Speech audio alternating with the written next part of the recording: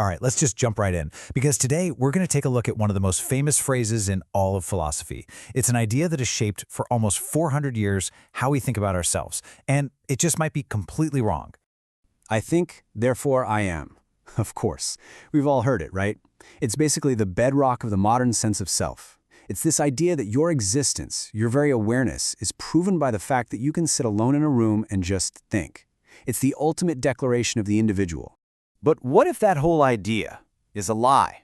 A really profound misunderstanding of where you, your actual self, came from? What if you didn't think yourself into existence? What if something way more fundamental, something much more human, had to happen first?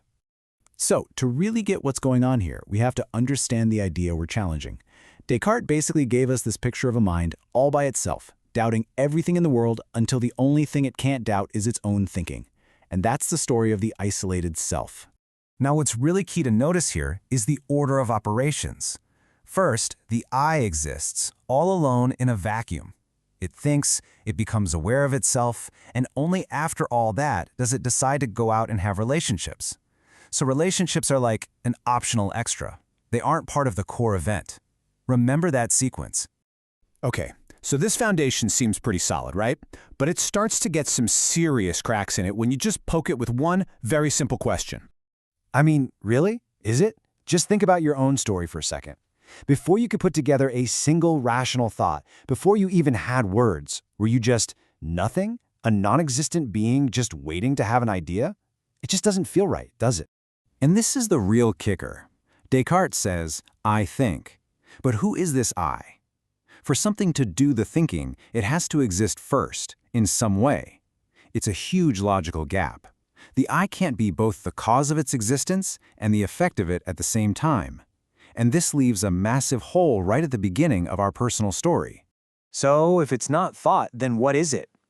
Well, some thinkers, like the theologian Hans Urs von Balthasar and the philosopher Gustav Siewerth, they came up with a totally different origin story. One that fills that void, not with logic, but with love. So here is their core idea. You didn't invent yourself. Your self-awareness. That feeling of being an I, it wasn't a solo performance. It was a response. You were awakened. You were called into being by somebody else. And this quote just captures the whole thing so perfectly. Think about it. Way before rational thought, there's a relationship. An infant sees its mother's smile. And that smile, it isn't just data, it's a call. It's an invitation of love from a thou to a person who isn't quite an I yet. And in that moment of recognizing and responding to that love, the child's own self-consciousness flickers to life. The I is literally born in response to the thou. This one, simple universal human experience, it completely flips the script on who we are. It redefines our entire foundation, taking us from a state of isolation to a state of relation. This slide just makes the contrast so incredibly clear. On the left, you've got the modern myth, the lonely thinker. And on the right, you have a totally different reality, the beloved child. One says you exist first, and then you choose to have relationships. The other says you exist only because you were first in a relationship. It's a complete reversal of how we think about ourselves. And the implications of this, well, they're massive.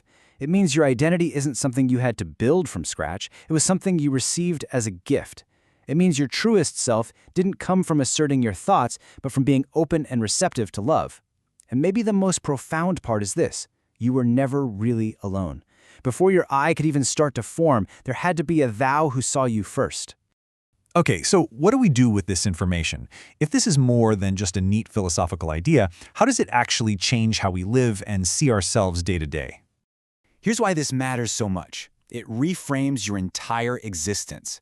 You are not some random accident of your intellect. Your fundamental story isn't one of isolation, it's one of encounter.